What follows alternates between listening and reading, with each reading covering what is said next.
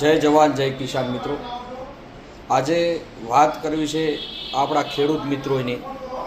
આજે પાટણ માર્કેટ યાર્ડમાં હોબાળો થયો ખેડૂતોનો। કેમ થયો કે ભાવ નથી મળતા? તો મિત્રો જરા વિચાર તો કરો। જે ઘઉંનો ભાવ 2008માં 400 રૂપિયા હતો, એ જ ઘઉંનો ભાવ આજ પણ જેટલો હશે 450 રૂપિયા। બધી વસ્તુના ભાવ 4 ગણા થઈ ગયા। આ વેદના કરવી તો કોને વાત કરવી મારા ખેડૂતોને, જે પરસેવો પાડે છે, સાચી મજૂરી કરે છે, દિવસ રાત આવા ગરમીના ઘઉં કઢાવે ને એ ઘઉં જે છે એની જે ખરજ હોય કેવી વાગે કોઈને ખબર નહીં।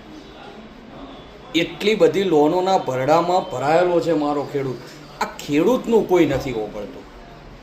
દરેકના ભાવ વધ્યા, દરેકની સમૃદ્ધિ થઈ, અને જે આપણો દેશ ખેડૂત પ્રધાન કહેવાય એ દેશમાં જ ખેડૂતની જે હાલત છે બહુ કફોડી છે। સાહેબ, સત્તા ઉપર બેઠેલા પક્ષ અથવા વિપક્ષ, તમને શરમ આવી જોઈએ। કારણ કે તમારે તો તમારા પોતાના રાજકીય રોટલા શેકવા છે, પણ અમારું કોણ વિચાર છે? અમે ખેડૂત છે ભાઈ।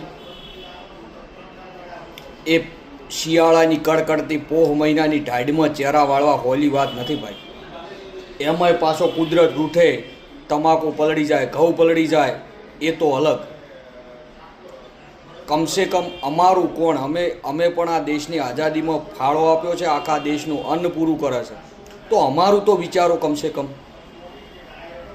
બસ આ સ્ટેજે એટલું જ કહું કે પક્ષ હોય કે વિપક્ષ હોય મિત્રો, ખેડૂત એકતા રાખો। ખેડૂત બોલતો થાય, મારો ખેડૂત સરકાર સામે કે લડતો થાય, જજુમતો થાય, અને પોતાના સારા અને વ્યવસ્થિત ભાવ કેળવતો થાય। જો નહીં બોલો તો કશું કોઈ દિવસ થવાનું નથી, એટલું યાદ રાખજો। બંધ રહેશો તો 2000ની જે સહાય મળે એ 2000ની સહાય લઈને રાજી મત થો, એ આખા વરના 100,000 જ આવે છે ભાઈ। બાકી તમારો પાક એનું કશું નથી આવતું। તો વિચારો મિત્રો। મહાદેવ।